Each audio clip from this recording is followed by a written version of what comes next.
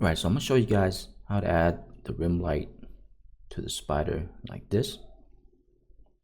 So I'm just going to delete both the layers. Let's go down here to the right, create a new layer.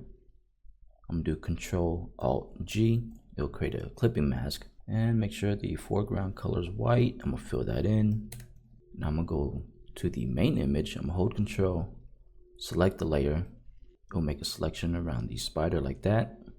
Now I'm gonna select the white layer, go down here, create a mask.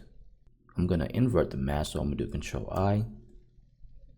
With the mask layer still selected, I'm gonna arrow to the right 1, arrow it down 1, and to the right again 1 more time. So kind of like that.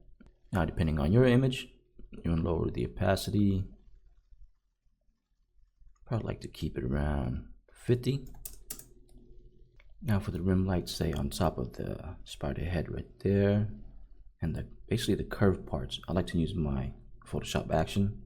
So I'm going to create a new layer, create a clipping mask, and I'm gonna select the pen tool. Then I'm just make a point there, point there, point there. Drag that kind of like that. Go to my action, select the stroke brush path, click on play. Same thing here. Click on play.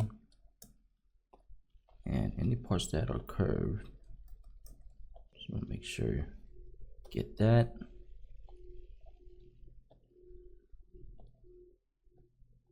So here's the before, after.